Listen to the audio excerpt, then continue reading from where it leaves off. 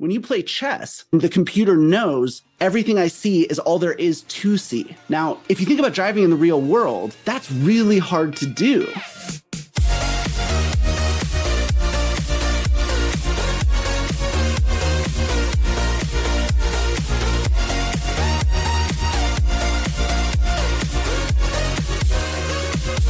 This is Living in the Future, a podcast powered by MediaTek that tells the story of technology that's leapt off the TV screen, transformed from fantastical cinematic science fiction to actual products that change the way we live and work. I'm your host, Michael Fisher, and this is Episode 2, Will Cars Ever Learn to Drive Themselves? The first time I saw a car drive itself in a movie, I was probably 7 years old, and it was a movie I wasn't supposed to be watching. Yeah, some TV network was airing Total Recall. And my first exposure to Arnold Schwarzenegger was also my first exposure to the phrase, "sue me," and the pejorative that followed it. More importantly, it was the first time I ever saw a robot drive a human around. Self-driving taxis called Johnny Cabs are common in the film's fictitious future world of 2084, and they seem to work pretty well. Unless they're riddled with bullets and torn apart by a bodybuilder, at which point, like all good movie props, they explode spectacularly. But while the Johnny Cab wasn't meant to be taken all that seriously, the Lexus of 2054 certainly was. The 2002 Tom Cruise film Minority Report featured beautifully designed custom cars that were built and driven autonomously on highways that scaled buildings as easily as they spanned cities. It was this concept of mobility, shot in all its Spielbergian glory, that stuck in my head 20 years ago and began to convince me that, hey, a car that could drive itself might actually come to market by the time I became too old to do the driving safely myself. Well, now it's the early 2020s, of course, and while automakers like Tesla have been promising so-called full self-driving since 2016 or so, we're still nowhere close to seeing that prediction materialize. Yet at the same time, there are actually several cities in the U.S. where you really can, right now, call a Johnny Cab of sorts and have a robot drive you to your destination. That's a strange state of affairs, and I wanted to talk to someone with enough experience covering the landscape to give us all sides of it. That's Ed Niedermeyer, and we'll learn a lot from him right after I remind you that this podcast is sponsored by MediaTek, driving automotive innovation forward with 4G and 5G telematic solutions for the next generation of connected vehicles.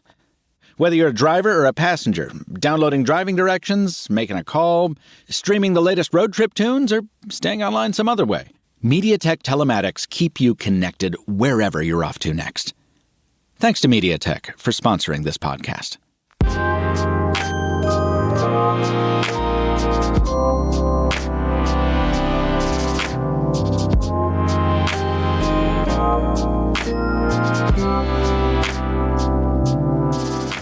Edward Niedermeyer is the co-host of the Autonocast, a podcast about the latest in transportation technology. He's also the author of Ludicrous, the unvarnished story of Tesla Motors, and he's an expert in mobility innovation. Ed, welcome to the future. Yeah, thanks for having me. Thank you for being here. Now, I was going to ask when autonomous self-driving cars were finally going to arrive, but by some measures, it's already kind of a thing, isn't it? I mean, we have Cruise, a fully owned subsidiary of General Motors, already offering driverless taxi service in San Francisco, Austin, and Phoenix. We've got Waymo, owned by Google parent company Alphabet, providing its own driverless taxis, also in Phoenix and San Francisco. And in some areas, and I'm an idiot because I didn't remember this, you can actually get an Uber or Lyft that's driven by a robot. And I'm an idiot because I've been in one of them. I just forgot. It was a CES in Las Vegas, and there was a safety observer in the car, but it was still pretty cool to get driven around by a robot. So at the risk of starting with the last question first, do you feel like self-driving cars are an inevitability, given where we're already at? Yeah. I mean, it's a fascinating question. And what's fascinating is it's a question we've been talking about on my podcast for years now. And it never seems to go away. And in recent years, I think one of the things that's really jumped out to me as I've kind of started to ask myself, why do we keep asking ourselves this question of like, when are self-driving cars going to be a thing? And I think the answer that I've come to is that, when we say the word self-driving car, like we think of a car, and a car for us, we buy it, we own it. It does everything that we expect, to need out of a mobility device, right? It's our do-it-all mobility device. Sure. And so I think that frames how we think about this technology, right? That's the model that we're expecting this technology to reach.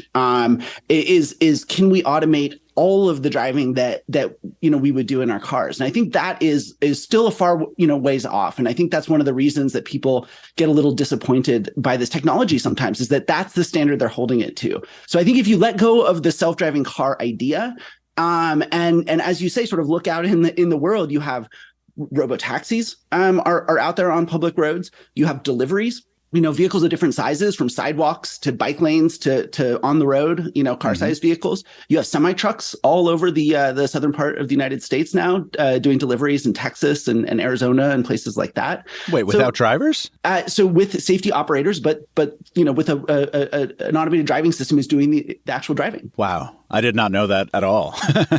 So yeah, and then I heard you've talked on the Autonomcast about like autonomous forklifts and stuff even as well, right? Yeah, and I think that's one of the things that we're starting to understand now with this technology. It's been fascinating because the technology is developing really fast, but our understanding of it, believe it or not, is continually developing alongside it. And what we're realizing is, rather than thinking about these as cars, it's probably a good way to think about them as robots instead, right? Because again, a car, whether you're going, a mile in your neighborhood or you're going 1,000 miles, you jump in your car, you go. It's one device that takes care of all of your mobility needs. And a robot is something where you're actually automating an individual task. Right. Yeah. There's a company, in fact, that's we're going to talk about in a second that actually allows you to bring certain of these features that we're going to talk about to a different car, if I'm not mistaken. But before we get there, I want to ask, to your point about, how we think about this, we call it self-driving, or some of us call it self-driving, but it's actually a cocktail of a bunch of different technologies, right? They're all working together to give us this thing that we perceive as autopilot or self-driving. And then furthermore, this is not going to be dry, folks, I swear, but we have to understand this. Furthermore, it's divided into levels based on its capability. So just can you give us that 10,000 foot view real quick? What technologies go into what we call self-driving and how do we organize them into levels? The tendency is you see a car where the wheel is moving itself and it's accelerating by itself and it's braking by itself. And we just think those are the things that I'm doing when I drive, and therefore this thing is driving itself.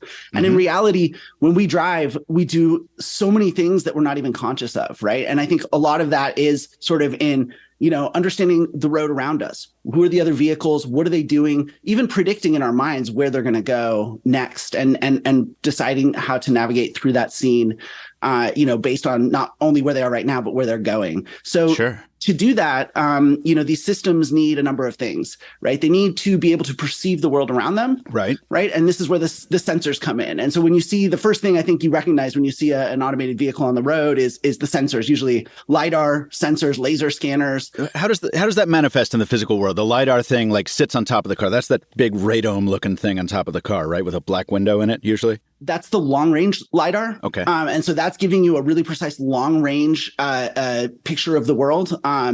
It's very, very precise. That's sort of taking care of the really, really long-range stuff, so that when vehicles are coming at sort of a really fast closing speed, you see them far away enough that you can make good decisions. Got it. And then on top of that, you have, oftentimes sort of medium and shorter range LiDAR as well, which are these laser scanners. Then you have radar as well, which has been in cars for, automated emergency braking and things like that for a while. I remember it back in the 90s. A guy used to come into my restaurant that I worked at, and he was bragging about his BMW, and he told me it had radar in it. And I'm like, where? And it was, behind the radiator grill or something. I'm like, cool. So yeah, LiDAR, radar. That's for medium range. Yeah, and then cameras, and lots and lots of cameras, and those are the three main sensor modalities. You also have things like thermal imaging, which a lot of companies are looking into or starting to use. You also have things like audio. A microphone is a sensor in a way that tells you things about the world around you. Interesting. If a car needs to know that there's a an emergency vehicle behind them, you can recognize that with a camera, but you can also hear the siren. Sure. And in some cases you can't see it, and so you need to be able to hear it. And then you've got those little ultrasonic things, right? The little things that are about the size of a quarter. There's usually 8 or 9 of them around the perimeter of a car. Yep, and those are for very low speed maneuvering for the most part. But in general, each of these sensors is has different strengths and weaknesses. Right. And so, some of them are more expensive. Some of them are cheaper. Some of them are better for longer range. Some are better for shorter range. Some are better at night. Some are better at the daytime. Some are. And so like cameras, are really flexible for using, different kinds of artificial intelligence to recognize, signs and things like that. But it's also, because it uses artificial intelligence, it's doing what's called inference or sort of making guesses. And whereas, with a LiDAR or a radar, it's what you call a more deterministic sensor. So it knows that there's definitely something there. Whereas there's definitely an object, right? Whereas a camera has to decide what that object is by putting it through some AI, right? I remember, just a quick aside, the first time I got behind the wheel of a Tesla, it was the first kind of very smart car I had ever driven. And I saw the speed limit of the zone I was currently in the cluster.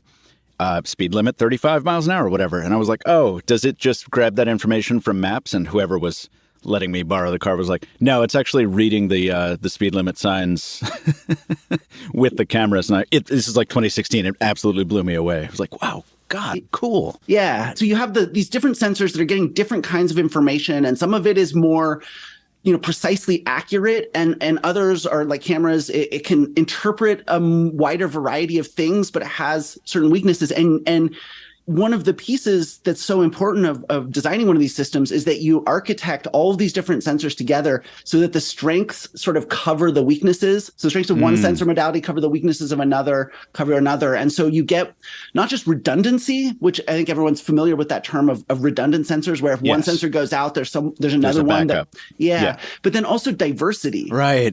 Is something that people don't hear about as much. It's like if you envision all the different sensors as circles in a Venn diagram, or like a really weird Venn diagram. In those overlapping sectors, there's not just redundancy, but there's more information as a result of the sensors combining their information, right? That's right. And then, for example, at nighttime, where a camera is not going to be able to see as well, that's where a radar sensor and a LiDAR sensor are going to have advantages. And then with different kinds of tasks, one sensor will be better than the other. And that really, really rich, and this is where a lot of the cost of an autonomous vehicle comes from, is all of these, cutting edge sensors. And the reason you need that is because, fundamentally, all of those sensors are routing data to a computer, essentially, right? Like, software that interprets and understands what's going on in the world around it, right? And essentially, it's like almost like building a model, inside, in a computer. From all that data, right. And then understanding, okay, here are the different actors. This actor looks like a minivan. This one looks like a guy on a motorcycle. This guy, and then having to run prediction, like not only understand what they are, but then be able to understand, okay, what is it capable of doing? What is it likely to do in the future? And sort of build this model, and then decide how to move through it. I saw that in person at another CES, actually, in Las Vegas. I was the guest of Mercedes one year, and they took me for a drive in one of their autonomous, demo vehicles. And they had rigged up this monitor on the dash, and I was the passenger, and I got to see kind of an interpolated output of what the computer was deciding about different things it saw. And I will always remember somebody crossing the street in a crosswalk up ahead of us, and I saw on the monitor this kind of wireframe of a human skeleton, and they were pushing a shopping cart. And you could see all that, but in the computer vision, and it was about 10 times a second making new decisions about the predicted path of that walking person. It was absolutely wild.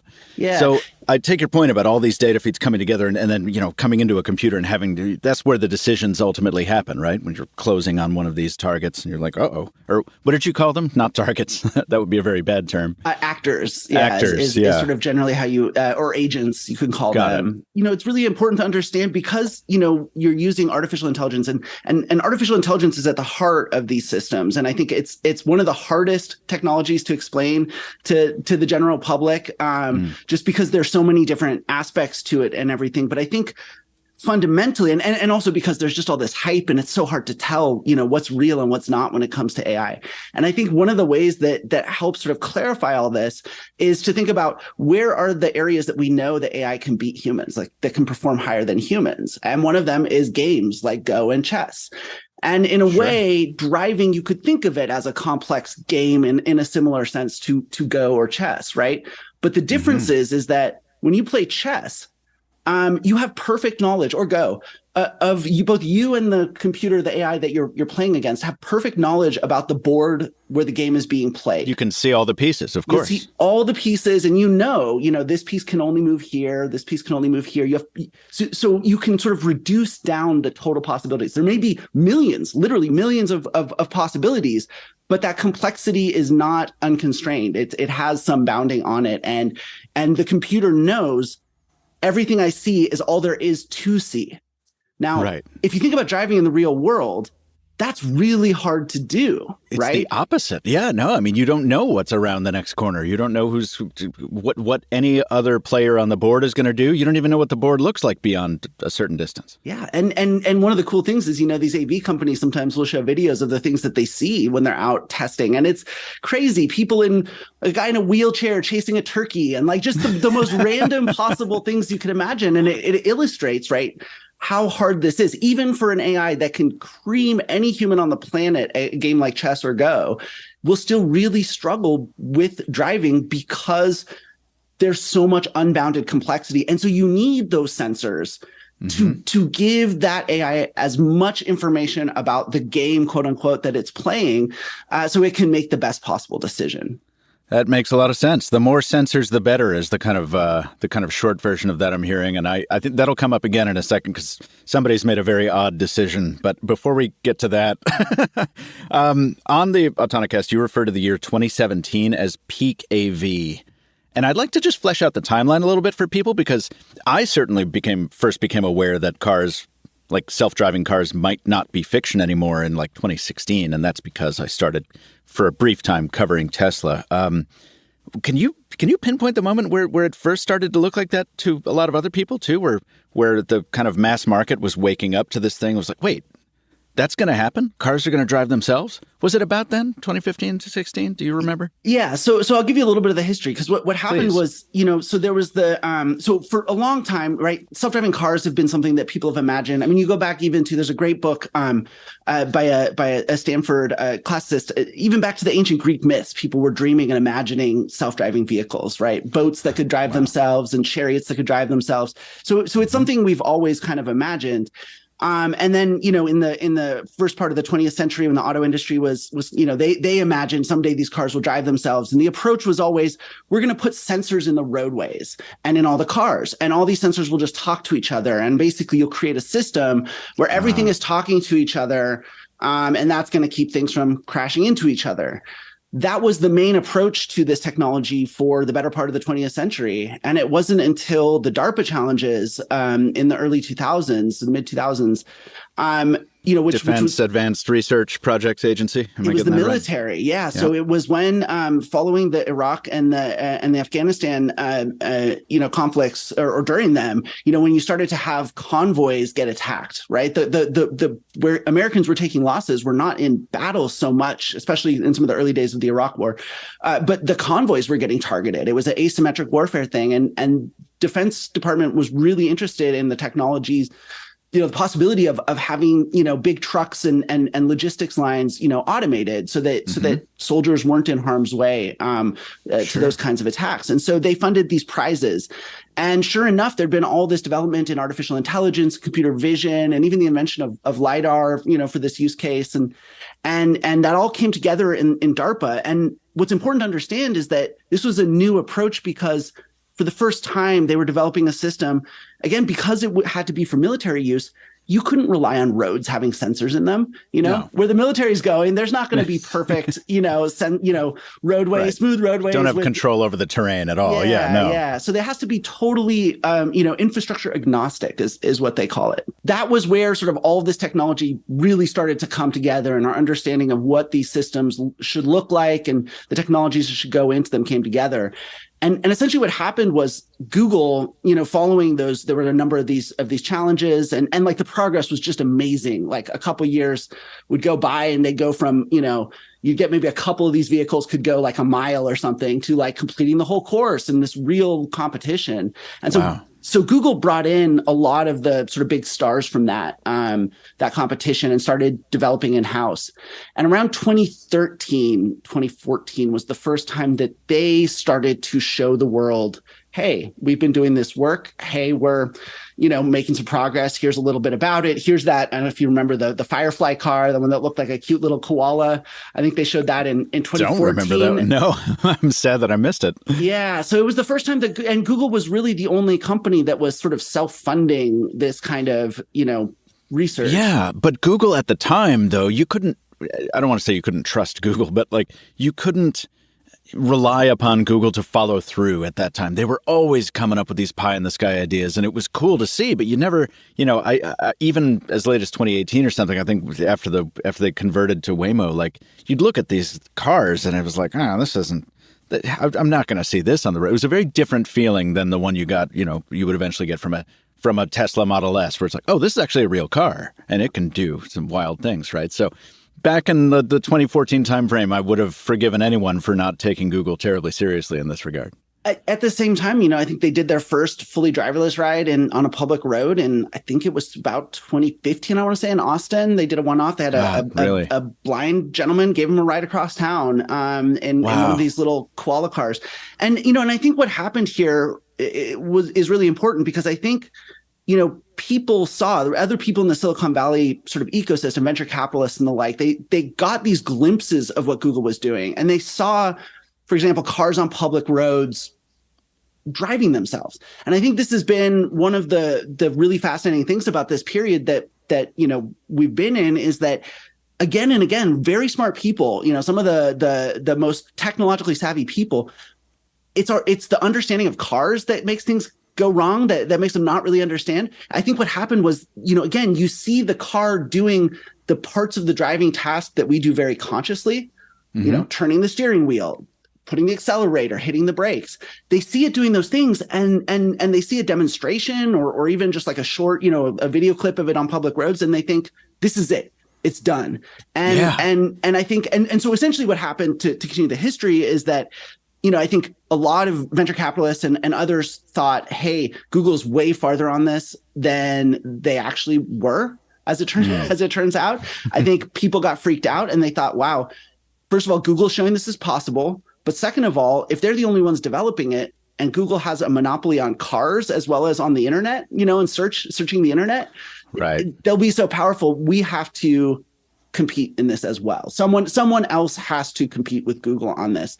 And a number of people came out of the Google self-driving program, founded their own companies, got huge amounts of investment. These companies very quickly became worth billions and billions of dollars. A lot of them ended up getting sold to car companies. Yeah.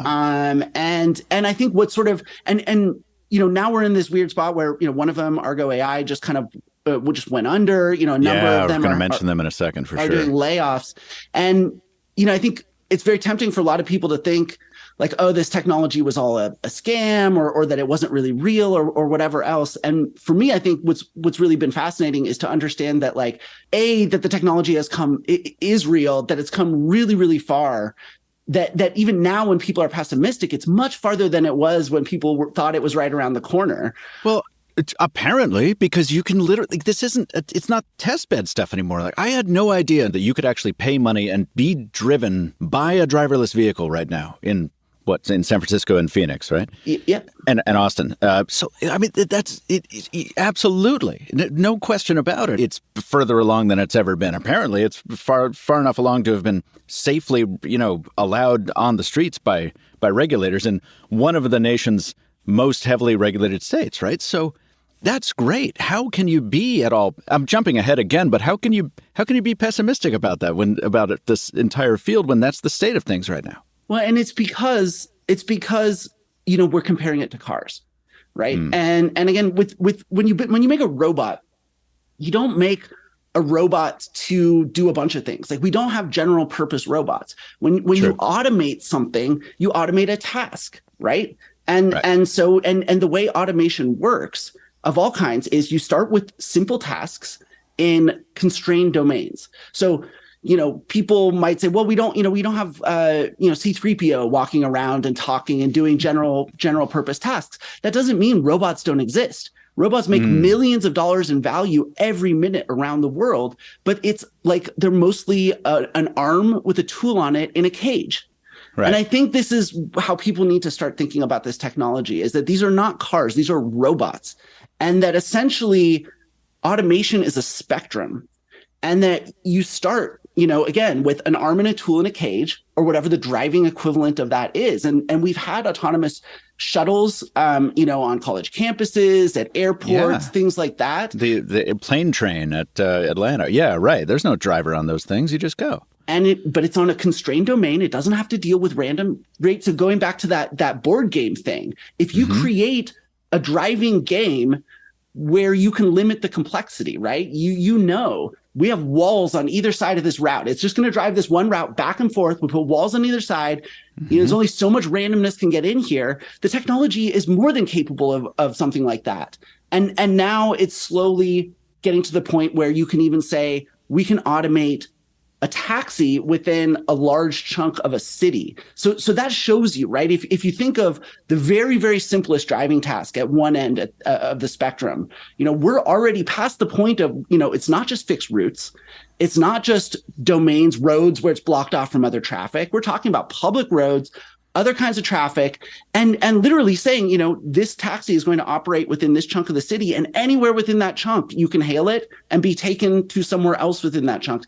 That shows you how far along the spectrum of automation this technology is. Now, we're still, but the problem is we're still not at the point where you can just have this vehicle. And again, if you're going 1 mile or 1,000 miles, you get into it and it's that one vehicle can automate all that driving.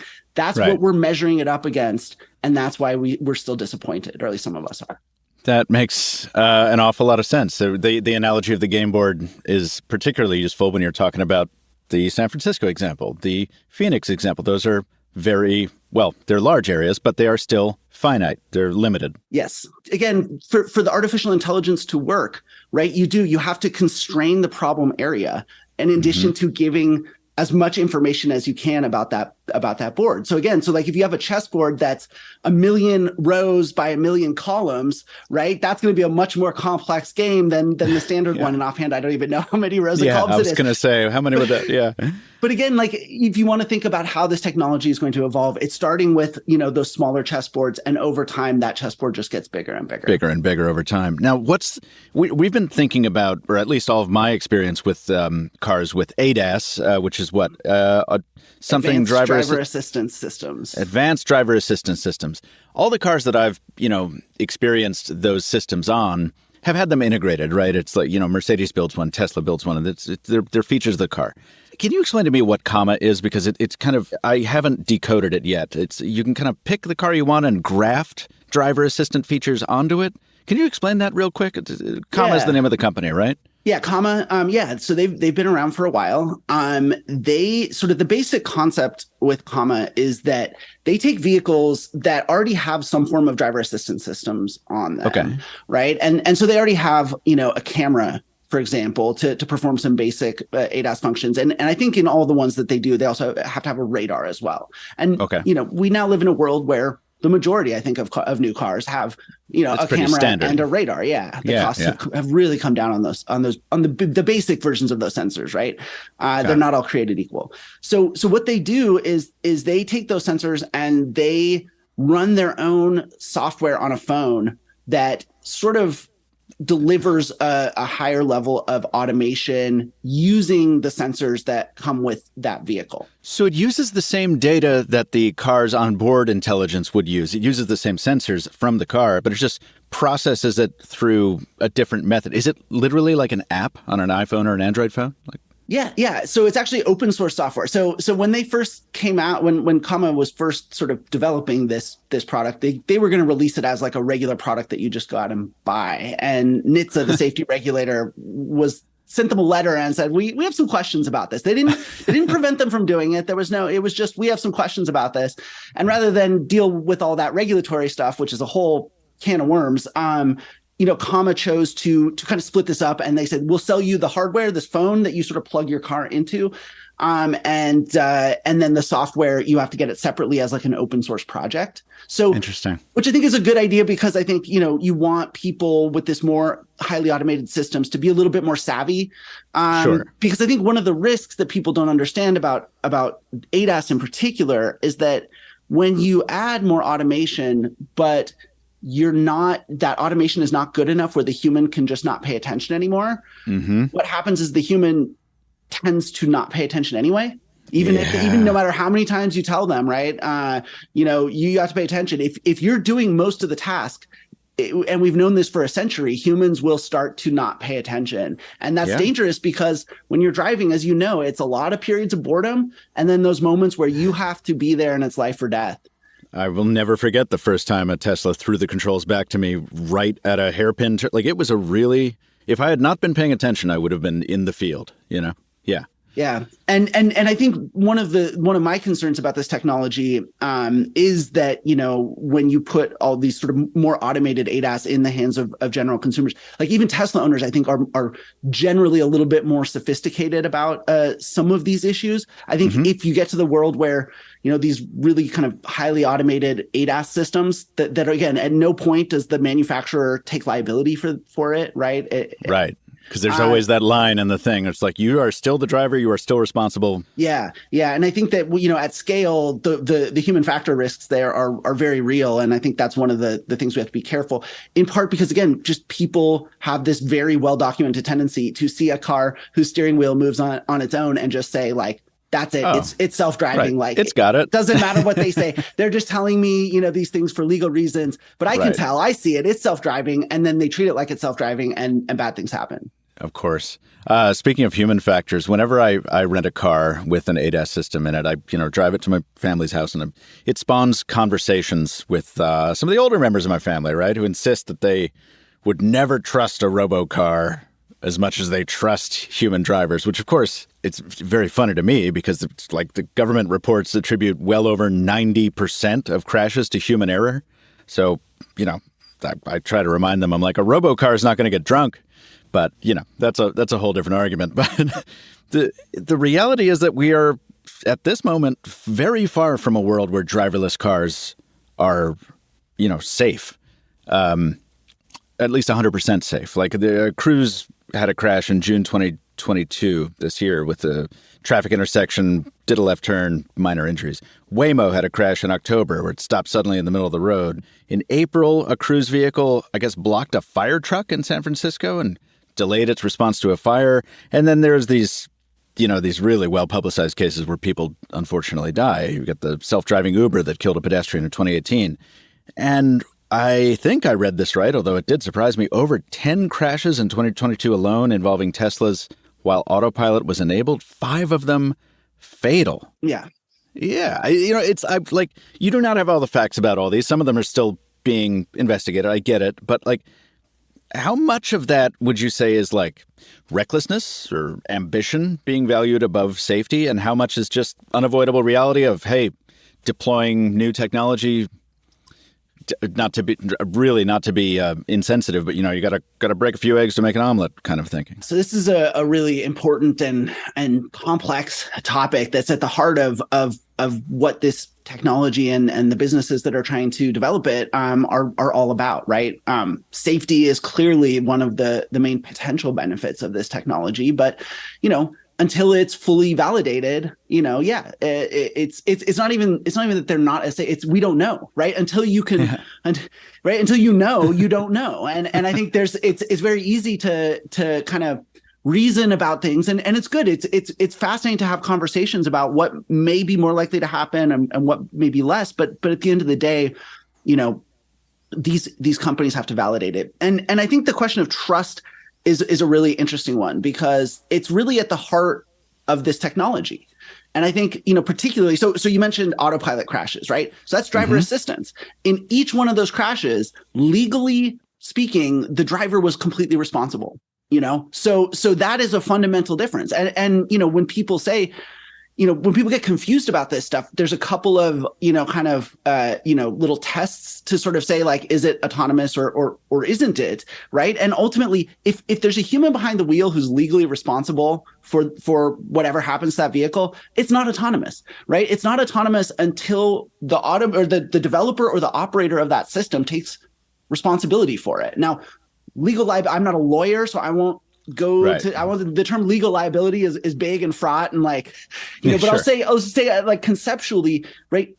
Either the developer takes responsibility for the system's actions, or you do, right? And I think that's the really clear line that people have to be super, super unambiguous about. And so with those autopilot crashes, arguably, because ultimately legally it's the person behind the wheel's fault or responsibility, I think fundamentally you think of those crashes as some form of a human factors problem, because what was happening was that the automation was clearly like they were not staying engaged, right? They were not doing their part. And I think it's easy to blame those people behind those steering wheels, right? Because you say, well, it's a car, and they say you're driving yourself. Like, of course it's your fault.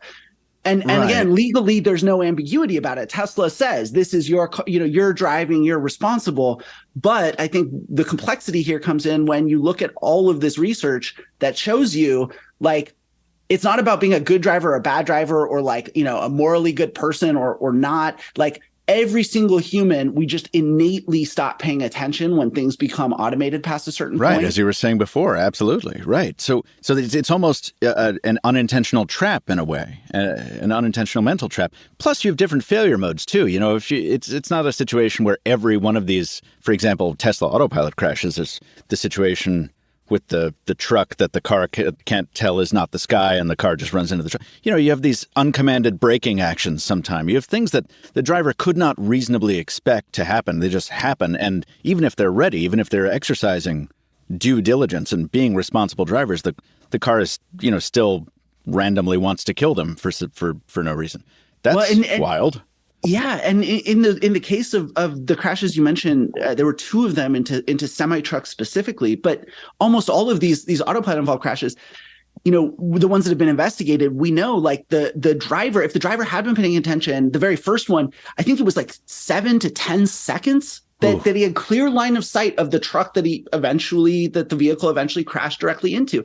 And so I think that is a good illustration of, these systems fundamentally, and by the way, also there's research that shows that if you tell people that this system is more automated than it is, that they're going to be even more inattentive. And again, this comes down to trust, right? And so you have a human there, and you tell the human, this is self-driving or close enough to self-driving, or 90% of self-driving, or whatever else.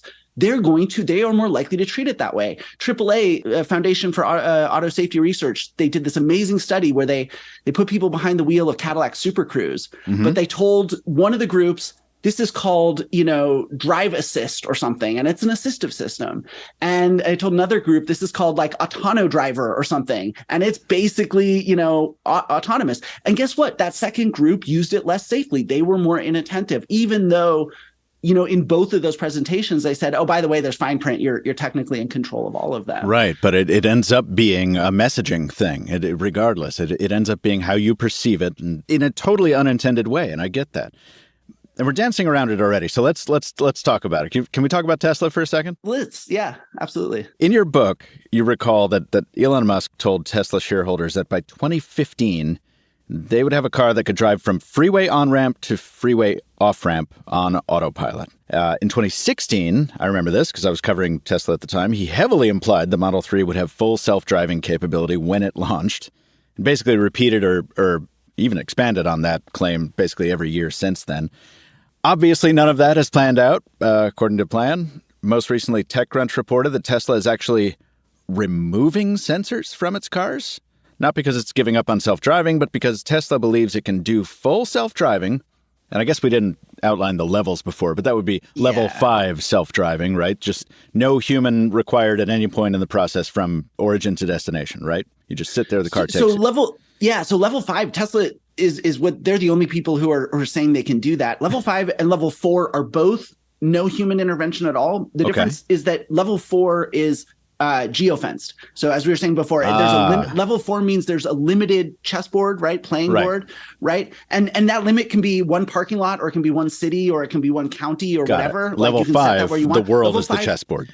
Anywhere that a human is going to drive, that system has to be able to drive there. So Tesla believes it can do full self-driving with cameras alone. Level 5 with cameras alone. My question is simple. What the hell is going on with Tesla? That does not seem feasible to me. If no one's been able to figure it out with a ton of other sensors, Tesla's leaning really hard into optical only. And I don't have an axe to grind with Tesla. I don't think you do either. It's just a very confusing stance to take given what I understand about the field. Yeah. And I think it's a really important thing, because I think Tesla's, unfortunately, I think what they're doing is wrong. And I think that one of the ways it's wrong is that, they kind of have been pushing a lot of misinformation. And it's really unfortunate when someone like Elon Musk, who not only has the biggest platform, basically of anybody at this point, but in particular, right, who has this credibility as a scientist, or as a man of science, at least, that he pushes such misleading information is really disturbing. So we've been talking about sort of, some of the factors around this technology that are really important. And one of them is, making sure that your game board is not too big, right? That you're able to constrain an operating domain, that you can have a high level of certainty that everything, all the weirdness and randomness that you're going to see in there is still not as weird and random as all the weirdness and randomness in the entire world. Right. And the other is that you have sensors that provide you a really good sense, like you have a high level of confidence that everything that you need to be able to see on your chessboard, that you're seeing it. So these are two really important factors. And when you look at what Tesla's doing, what they're saying is that their game board is the entire world, right? And B, that they can do it instead of using LiDAR and radar and cameras and having all of this overlapping redundancy and diversity in their sensor suite, that they can do it with just cameras alone. And it's very frustrating, because it violates, I think, the sort of most fundamental thing that people need to understand about this technology, which is what we've been talking about, that it is automation, that it's more like robots than cars. And it's frustrating as someone who, talks to people in the sector, and I hear people, brilliant people who worked on the DARPA challenges, and they're so frustrated because no one wants to pick a fight with Elon, right? No one wants to be in that position. But at the same time, this work this technology they've helped, develop and really create in some of these cases, he's out misrepresenting it. And it's just unfortunate. And the reason he's getting away with it also ties back to, I think, something we've been talking about, which is that Elon Musk is selling what people imagine in their heads when they hear the word self-driving car. Yes. And it's because instead of building a mental model like we've been discussing, where we think of autonomous vehicles as being more like robots and more like a spectrum of automation and that way of thinking about it, when you say self-driving car, people hear the word car first. That's the point of familiarity, right? Because who knows what self-driving, I mean, right? Like the details of that technology. That's why we're having this conversation, right? It's a fascinating but difficult to understand thing. The car part is easy. And what people don't do is they don't think about the fact that a car, fundamentally, as a consumer anyway, it's something that we own, and it's something that takes us anywhere we want to go. And I think those two things, right? The cost of the sensors that you need to do this safely, all those LiDAR, all those radar, all those cameras. And by the way, also just the need to constantly be calibrating and making sure these very complex systems, the technology is not at a point where we can really own all that. The cost is prohibitive, and also just the maintenance and everything is not something that a normal human wants to have to deal with. Is that conceivably part of the reason that Tesla wants to take these additional sensors off? Just for 100%. Yeah, for better margins and to reduce complexity? No, because it's the only way to make this technology work in their business model. They sell cars. And so they have no choice. If they want to sell you self-driving, they have to make it cheap enough that you look at it, that it doesn't cost literally more than the car. If you took a hardware suite off of Waymo and put it on a Tesla, the hardware alone, I am just guessing here, but it would be about as much, if not more, than most Teslas. Jeez.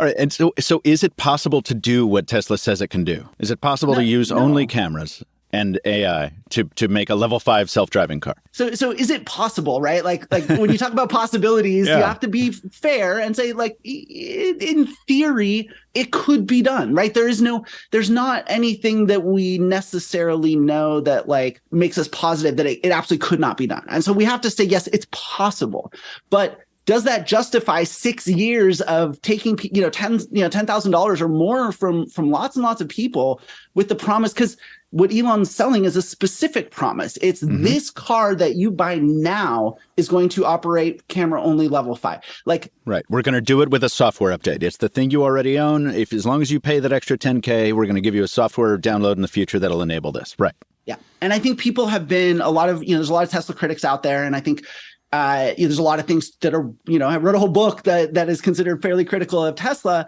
I really shied away from using the word fraud or scam or whatever up to the point of, I think, full self-driving. I think at that point, it is, to me, a pretty unambiguous scam. But I think there's a little bit of history, too, that's really worth knowing because, back in 2013, when Google was just about to start showing this car and sort of come out and talk a little bit publicly about the development they were doing, and we didn't find out about this until years later, Tesla was once again in financial trouble.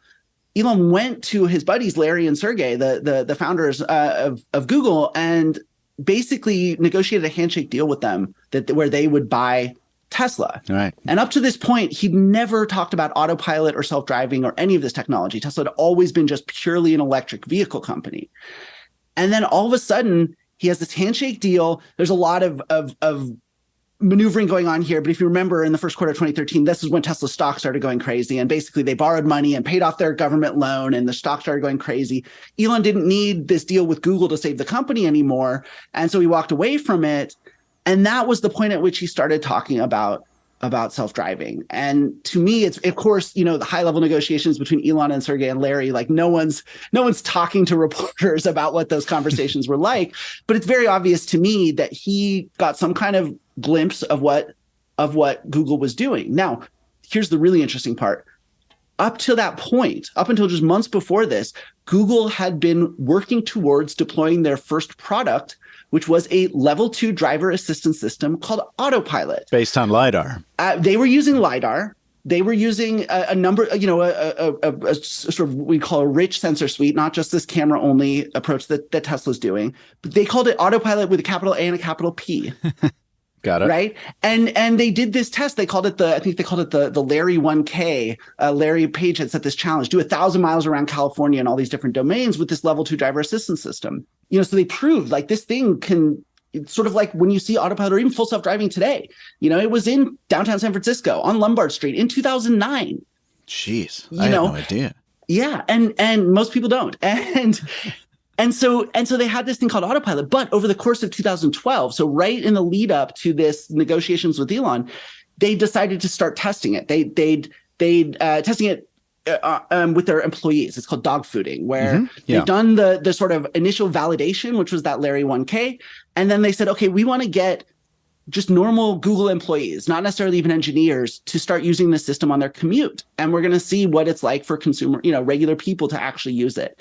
And what they found was precisely what we found with Autopilot and a number of other things, which is that people just did not pay attention. Right. People were putting on makeup. People were eating food. People pulled out laptops. Oh, right? yeah. Yep. And so what's fascinating is that, and to me, this is just, how the narrative just very clearly looks. Elon saw this. He was worried, like everyone else, right as soon as they found out what Google was up to, that, oh my God, these guys are going to blow, this technology is going to blow every car company out of the water. EVs are going to be the old trend. AVs are going to be the new thing. And autonomous vehicles, AVs. Autonomous vehicles, yeah. And so he literally, and Google at this point had decided, we're not going to take Autopilot to market because we are worried about this human factor safety issue. Sure. We are worried that humans, no matter how many times we tell them they have to pay attention, they just don't. And what Tesla did was they didn't steal the technology. They developed their own version of this, right? Pointedly they not based on LiDAR. They went optical, right? Yep. And they used Mobileye as a partner, an Israeli company, computer vision pioneers, and for their initial version of it. What they didn't do was add the driver monitoring. They did not. He had to have known why Google, clearly he knew Google had this system called Autopilot. He must have known why they didn't bring it to market, which were these safety concerns. And what I think is really troubling is that when Tesla decided, okay, they won't bring it to market, but we will, they did not add more of those driver monitoring and other kinds of safeguards, which went on to contribute to deaths. You're talking about the driver monitoring stuff, like the camera that looks at you and makes sure you, the driver, have a gaze that is looking out the windshield and not down at something, making sure you're not falling asleep, making sure your hands are on the wheel, et cetera. And this is and so when you talk about so I think it started very cynically. Right. Tesla basically saying this company, we know that they could have brought this out and they chose not to for safety issues. And we're just going to bring out the same thing and not try and address those safety issues. That's a cynical place to start your relationship with this technology. Yeah. And they've kind of been building on that ever since. And I think one of the things that people have not realized, because they have this narrative that, we have this system in all these cars and, it's just going to steadily improve. And also right now, there's not, people are saying, well, full self-driving beta has been out for maybe a week now, I think in wide release. People aren't crashing and dying everywhere. And what people need to understand is that this incremental approach where you just add more automation and more automation and more automation until eventually at some point, it's just, you've automated all of the driving, that the danger, the risks of that come late in the game. Because right now, if you get behind the wheel and you activate full self-driving beta, no one's going to trust that with their life. Like, it's bad enough yeah, absolutely not. It's scary. And what happens is, because right now, again, I'm going to make up numbers here, but say it's making a mistake every 2 miles, right? Or somewhere, human has to come and take over every 2 miles, 3 miles, whatever it might be. The risks start to really kick in when it's one mistake every 100 miles or one mistake every 1,000 miles, right? Because think about it as a driver, if your job is to sit there and babysit a system, if it's making a mistake every 5 minutes, that's easy because you just never let it be. You never stop watching that kid or that robot or whatever it is, right? Right. But when all of a sudden you can go 3 hours without a problem, well, you might turn on the TV, you might look at your phone, you might be doing something else, and then when the bad thing happens, so I think that approach is really fundamentally flawed, and especially because until you reach that point of true autonomy, what's the benefit? You have this system that forces you to keep your eyes on the road. So what? You're saving calories by not moving the steering wheel? Like the benefit is just not there. No, it really does diminish very quickly once you have to pay really any attention to what's going on. You're absolutely right. And yet, isn't it ironic that I feel like we're having these conversations in no small part because of Tesla? Like, Tesla is a master at hype. I think you could argue that Musk is as well. And I would not have been paying attention to this if some, forgive me, dusty old automaker from 1925 was talking about driver assist features. Would I have paid attention to it in 2016? Probably not. Everyone was talking about Tesla. I went to a driver meetup by accident because it was down the road from where I lived at the time. And I was like, oh, wow, these things are pretty cool. EVs, yeah, but whoa, this autopilot thing sounds wild. Like, it's ironic that arguably, maybe not arguably, the most dangerous implementation of this version of ADAS is the one that woke everyone up to the possibility that we might have this in our lifetimes. I mean, it is absolutely. And I'll say for myself, I mean, I, did not set out to cover Tesla as much as I did. And I will say, like, for me, it was how I transitioned from being a traditional auto industry kind of reporter and analyst to now in the sort of mobility technology space. This is why the story matters. And this is one of my frustrations about Tesla, is that it's become such a debate about are they perfect and saving the world, or are they evil and it's all a fraud?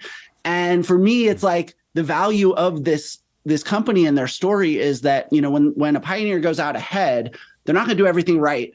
And they're not always going to win, right? If you're on the cutting edge, that means you're going to do some things well and you're going to do some things not well. And the value of Tesla is that they went out ahead in front of everyone else and they learned a lot, and that we all need to learn a lot, because yes, on the one hand, they really popularized this technology, but also, like, people have died. as a result of this. And I think, it's really important to say, you mentioned this, you have to break some eggs to make an omelet, right? To make an omelet. And this is a theme that comes up a lot in the AV sector. And I think Tesla and the Uber crash are both really important when you talk about this because, first of all, there's no guarantee that sacrificing lives will actually lead to something that saves lives. You know what I mean? That's the pitch. But I think also, when it comes to Tesla, one of the things that's really disturbing because they're the people who are sort of saying this the loudest, right? That maybe we're taking more risks, but this is going to be this life-saving thing. And Elon has even said, if you're criticizing this technology, you're killing people, which is a very, aggressive way to frame this. Yes, it is. But I think if you look at the autopilot safety statistics that Tesla publishes, they've been debunked now because, and I don't want to, without getting into statistical analysis too much, basically he's saying, here's, all the miles driven on autopilot, here's all the miles driven by human, we're safer without adjusting for, well, what kind of roads were you driving on? And what were the age of those human drivers? And what were some of the other things that everybody else who does safety, road safety statistics normalizes for? When you normalize for them, there's no safety benefit to autopilot.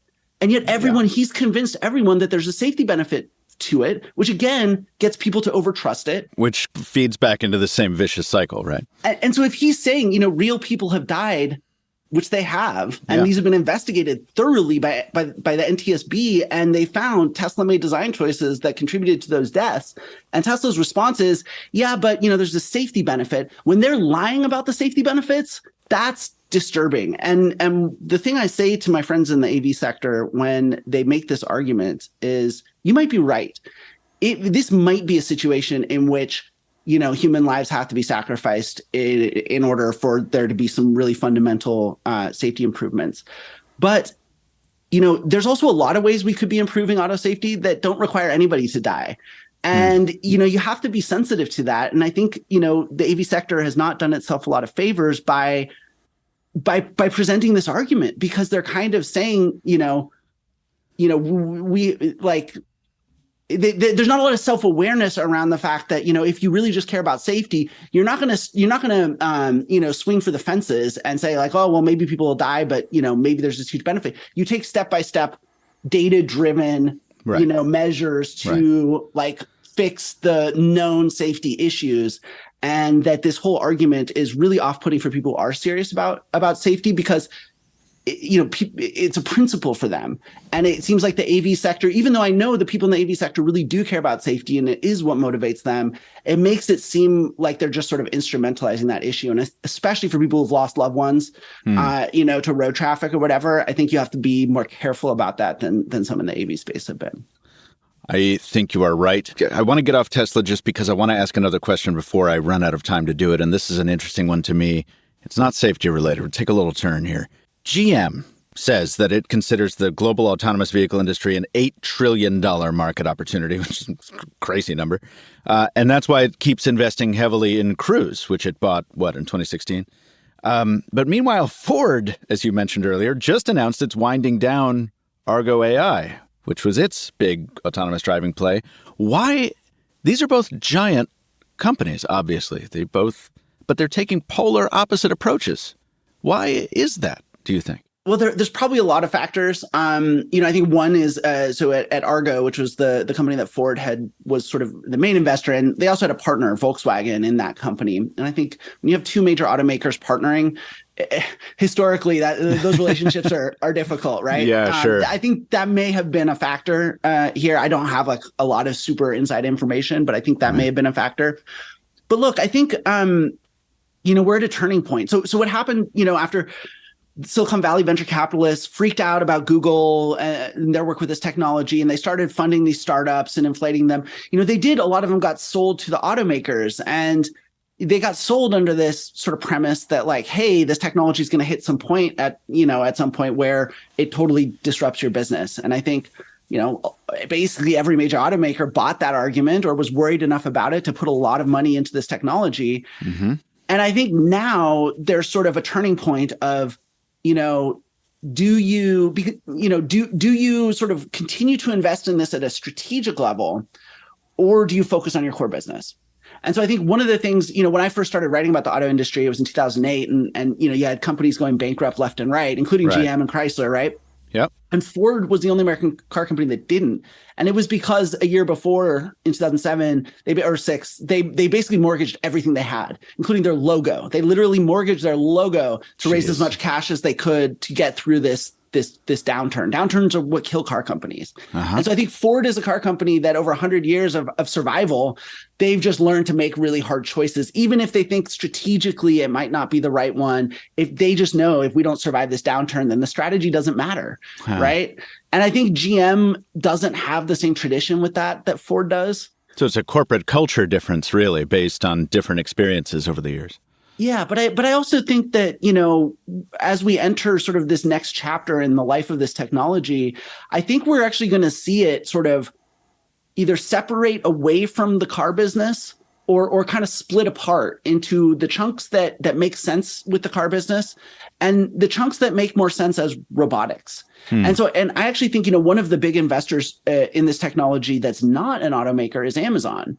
And I think to me, that's a really interesting example of the kind of investor that I think has a real long-term strategic interest in this technology. They don't have to take this technology and make it fit an existing car business, which is really hard because, right, how do you get a LiDAR cheap enough to get it onto a car? How do you get a bunch of LiDAR and radar and cameras and all these things? How do you get someone to buy a car that's more expensive, but maybe, it only drives itself in their city? There's a lot of consumer adoption related challenges of making this technology really work in the car business. But I think for an Amazon, you think about robots, Amazon's been automating its, warehouses for years now, right? With Kiva Robotics. And it's such a natural step for them to start saying, hey, we've got these semi trucks that drive back and forth between this warehouse and this distribution center all the time. It moves millions of dollars worth of goods every trip. There's a lot of value, to hire a new experienced truck driver, that starts at $100,000 now.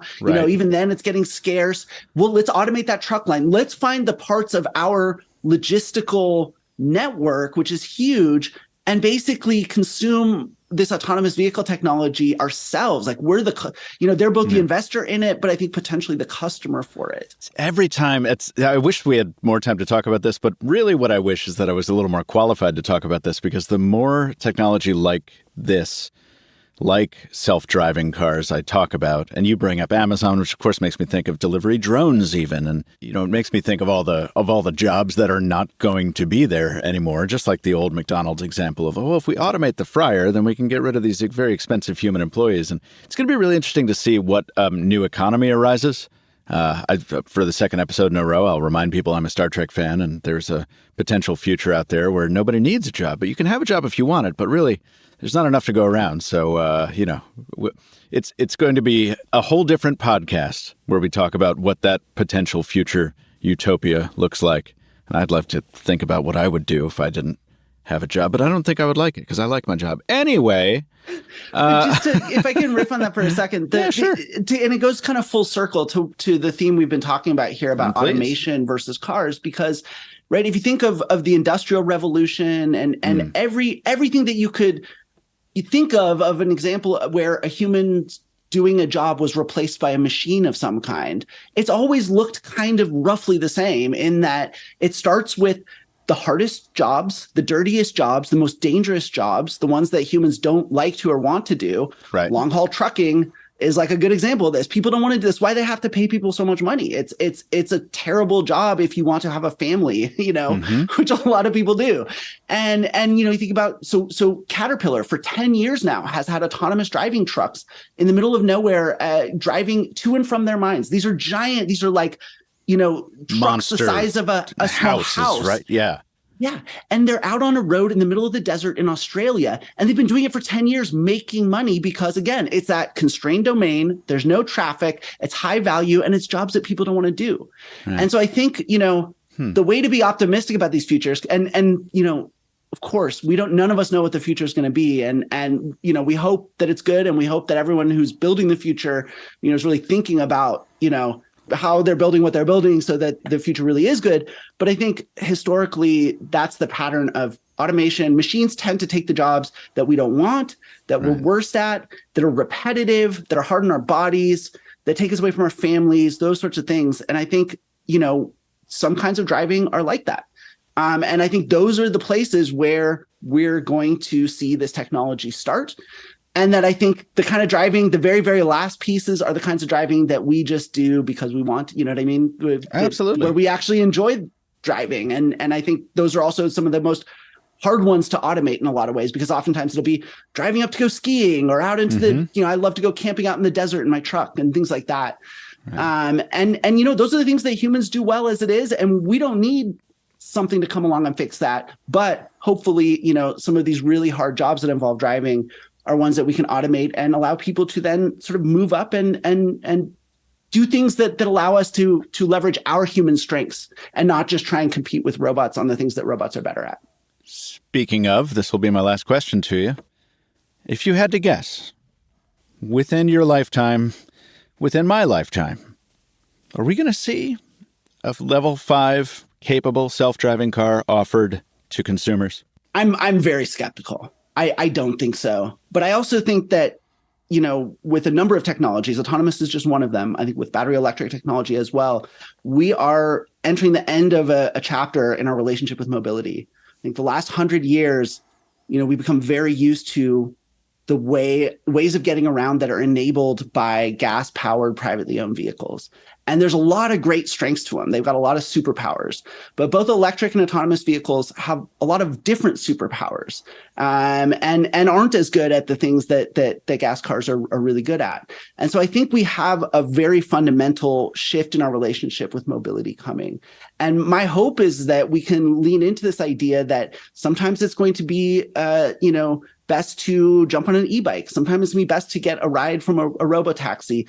Sometimes it might be best to, take a autonomous sleeper bus or something. And I think we're going to need to get used to consuming mobility more intentionally and more consciously, instead of just always going to our car to solve all of our mobility issues, because that car it does that well, and we're used to that, and that's easy, but it's also very inefficient in a lot of different ways, and it really constrains us. And so for me, moving into a better future is really about embracing a new relationship to mobility and consuming mobility consciously, instead of just always getting in the car and always just having that solve all our problems. And so hopefully we won't need a level 5 self-driving car that consumers can own, because we will be able to go on this journey and really sort of enter a new sort of Cambrian explosion of new diverse ways of getting around.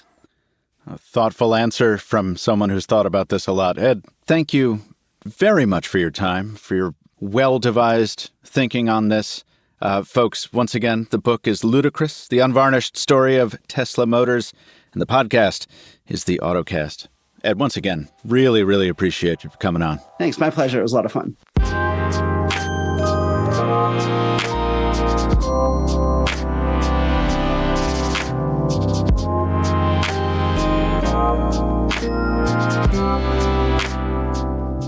And so it is, as it always tends to be. The sober, rational take is that we'll be in this in-between zone for a while, with increasing numbers of specialized self-driving vehicles, the big fishes in umpteen small ponds across the world. The dream of full autonomy still seems, quite a ways off. Probably a good thing if that future looks like that of the firebomb Johnny Cabs. But I can't help but feel a little sad when I think that the actual Lexus of 2054 might not quite measure up to those of Minority Report. Still, if San Francisco and Phoenix can have robot taxis, then I gotta believe that sooner rather than later, they'll be coming to cities like mine, New York. If you have thoughts on the current state of self-driving or the future of same, please feel free to tweet them to me. I'm at Captain Two Phones. And thanks once again to Ed Niedermeyer for his energetic insights. His book is Ludicrous, the unvarnished story of Tesla Motors, and he can be found tweeting as well at Tweetermeyer. Until next time, thanks once more to my sponsor MediaTek, and thanks to you for listening. I've been Michael Fisher, and I'll see you in the future.